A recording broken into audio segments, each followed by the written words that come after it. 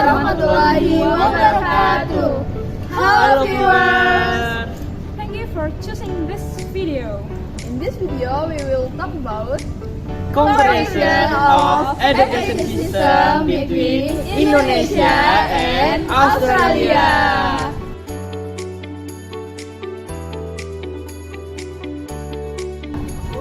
Okay, before we start, let me introduce us from group 11. Hi, my name is Nurul Aini, Mufida Sari. Hey, my name is Ega Nazhif Fadhilyno, EGI. Hello, my name is Amalia Hidayatul Khasanah. Hi, my name is Rujit Rujiati.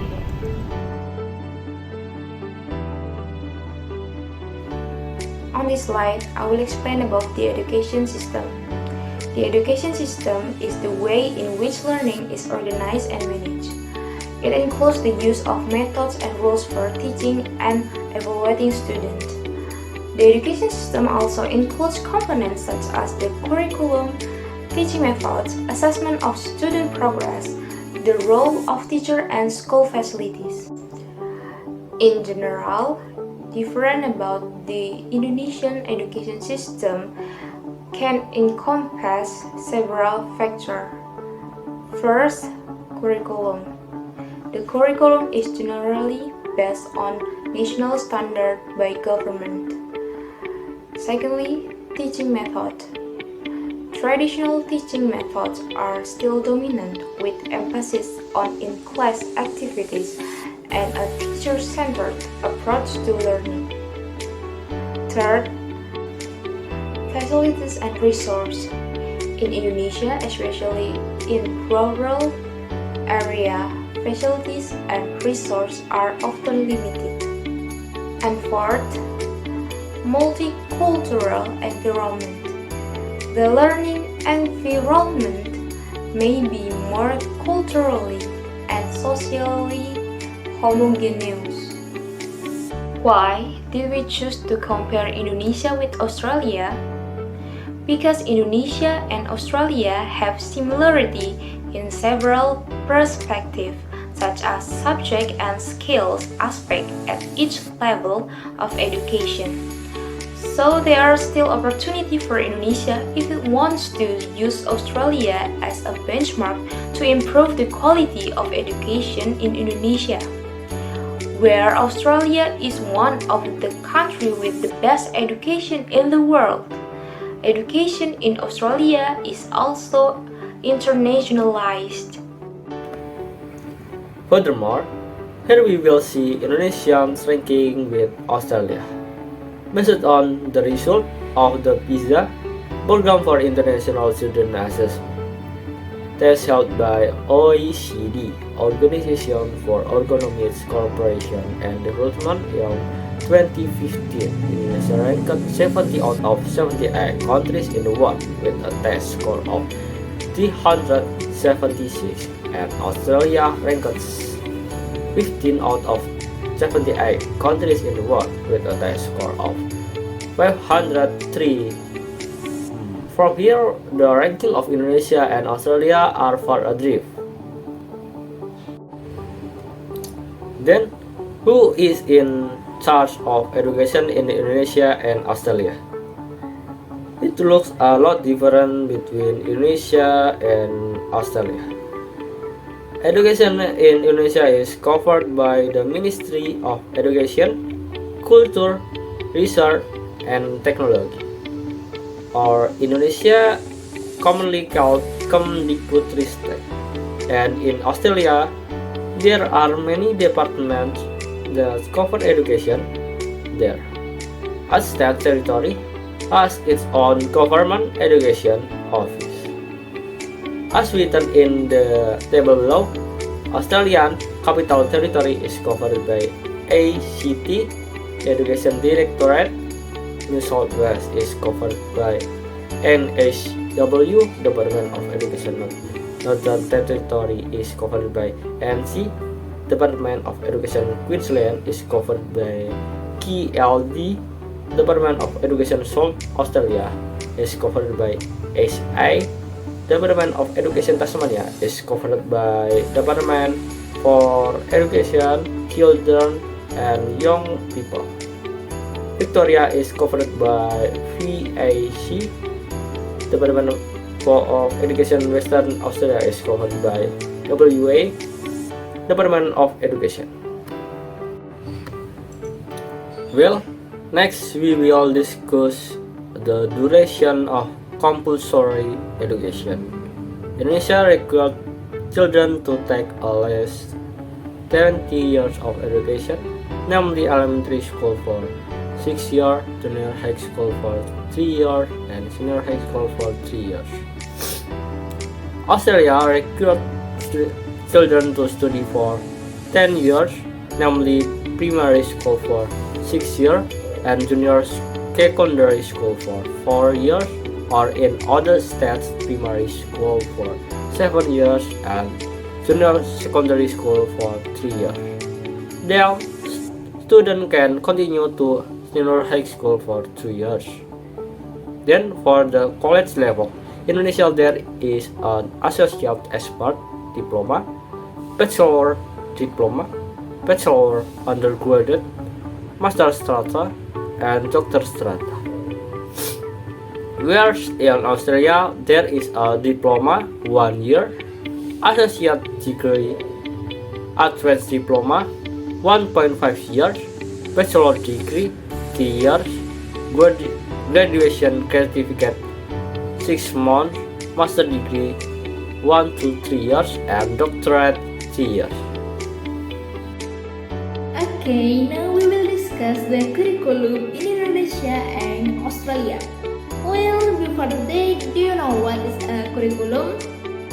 Curriculum is a set of plans and arrangement regarding the objective, content, learning materials, and method used as guidelines for organizing learning activity to achieve certain educational goals.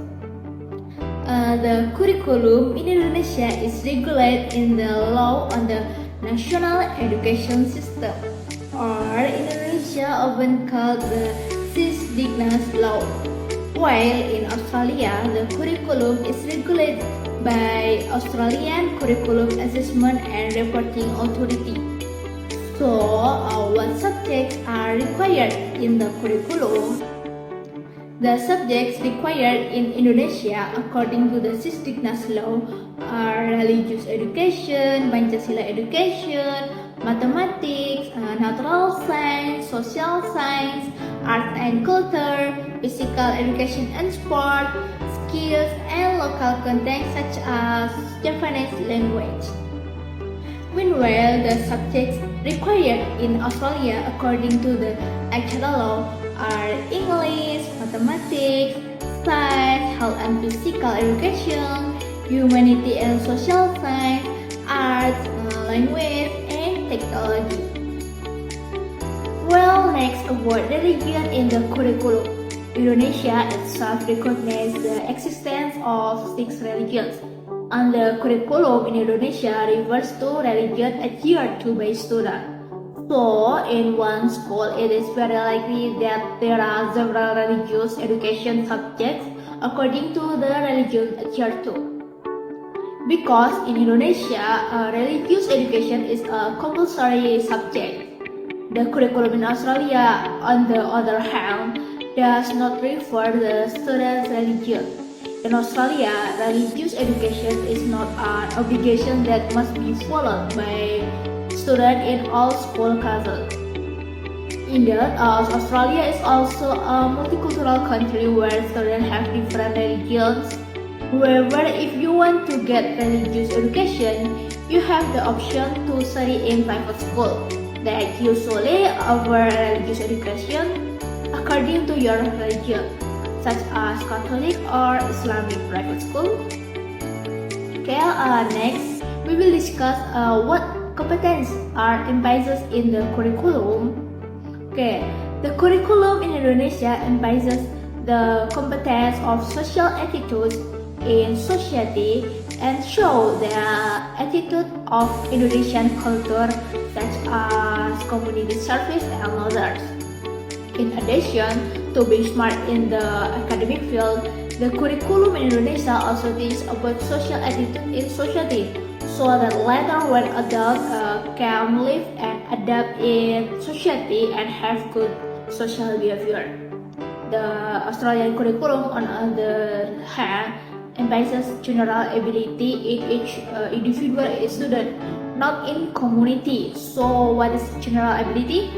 A general ability is a group of integrated and interrelated knowledge, skill, behavior, or position that are applied across all subjects. These capability include literacy, numeracy, understanding information, technology, communication, and creative critical thinking. Okay, the next. We will discuss some of the things that happen or a custom that exists in Indonesia and Australia. The first one, in Indonesia, one class usually consists of 20 to 36 students, while in Australia there are no more than 20 students in a class, allowing for more cognitive learning activity.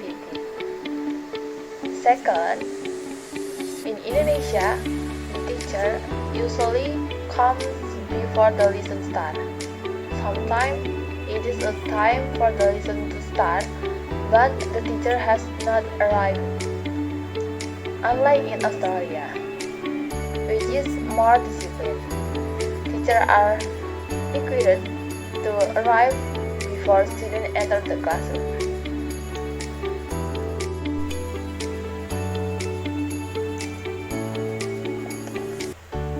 Okay, the third. Get to students in Indonesia receive more than 4 subjects, homework, and tests, while Grade 1 and 2 students in Australia are not required to learn to read, but more about attitude. Next, 4. Schools in Indonesia are of type public and private school.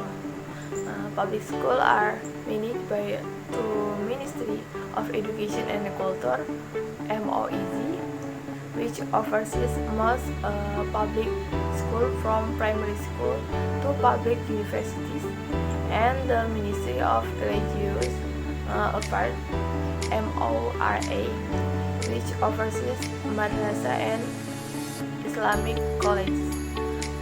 Curriculum for all schools, whether under the control of MOEZ or MORA, is set by MOEZ, while schools in Australia are of 3 types: public school or state or territory government school, Catholic school, and independent school. Public schools are established by the respective state and territory government, while Catholic and independent schools are established by religious and community organizations.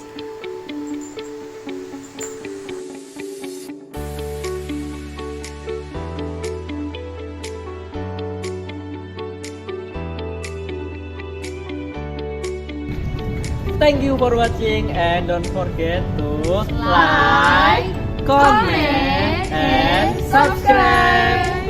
See you and goodbye. Wassalamualaikum warahmatullahi wabarakatuh.